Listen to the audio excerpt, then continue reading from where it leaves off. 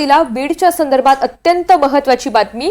बीडच्या मस्साजोग प्रकरणामध्ये आता एक मोठी अपडेट हाती येतेय। मारहाण आणि खंडणी प्रकरणाचा तपास आता सीआयडी कडे वर्ग करण्यात आलेला आहे।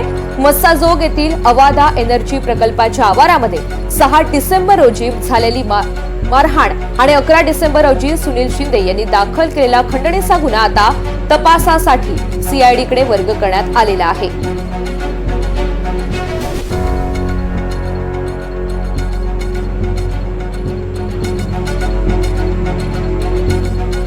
दरम्यान राज्यभरात गाजत असलेल्या सरपंच संतोष देशमुख हत्या प्रकरणात आज 17 दिवस उलटून सुद्धा मुख्य आरोपी अजूनही मोकाटच आहे।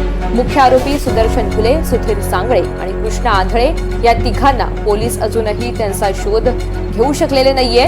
विशेष म्हणजे या प्रकरणाची संबंधित खंडणी पुण्यामध्ये देखील तपास संथ गतीने सुरू असल्याचा आरोप करण्यात येतो। प्रतिनिधी स्वानंद पाटील या सगळ्या संदर्भात आपल्याला अधिकची माहिती देणार आहे। स्वानंद, एकीकडे या संपूर्ण प्रकरणाचा तपास सीआयडी कडे आता वर्ग करण्यात आलेला आहे, दुसरीकडे मात्र या संबंधित खंडणीच्या प्रकरणामध्ये पुण्यामध्ये सुद्धा तपास अतिशय संथ गतीने सुरू असल्याचा आरोप करण्यात येतोय। एकंदरीत काय अपडेट्स आहेत? गेल्या 15 दिवसात मस्साजोग येथील सरपंच संतोष देशमुख यांच्या हत्येनंतर संपूर्ण बीड जिल्हा हा ढवळून निघालेला आहे। या गुन्ह्यातील जे 7 आरोपी आहेत यापैकी 3 आरोपी अद्यापही फरार आहेत आणि यानंतर जे याचा जो पूर्ण जो आवाज आहे हा संसदेमध्ये दिल्लीपासून मुंबईपर्यंत देखील दिला गेला। आपण याचं बघू शकतो। दिल्लीला बजरंग सोनवणे खासदार असतील यांनी देखील याबाबत अमित शहांची भेट घेतली होती।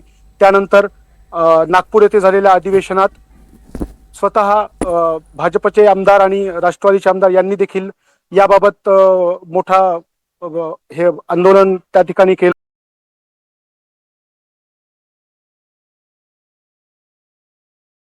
आणि सत्ताधारी यांनी आवाज उठवल्यानंतर स्वतः राज्याचे मुख्यमंत्री जे आहेत यांना याबद्दल निवेदन द्यावं लागलं। त्यांच्या निवेदनानंतर आता काही प्रमाणात या गुन्ह्याची जी तपासाची गती आहे त्याला मिळताना दिसत आहे। मुख्यमंत्र्यांनी निवेदन केल्यानंतर जे बीडचे एसपी होते, तत्कालीन एसपी अविनाश बारगळ यांची तडकाफडकी बदली करण्यात आली आणि त्यानंतर आता बीडला जे नवीन पोलीस अधीक्षक देण्यात आलेले आहेत नवनीत कावत, आणि त्यानंतरच आता काल हा गुन्हा सीआयडी कडे वर्ग करण्यात आलेला आहे। आणि हे जे दोन्ही गुन्हे आहेत, खंडणीचे गुन्हे आणि हत्येचा गुन्हा, हे दोन्ही गुन्हा आता या दोन्ही गुन्ह्याचा तपास सीआयडी करणार आहे।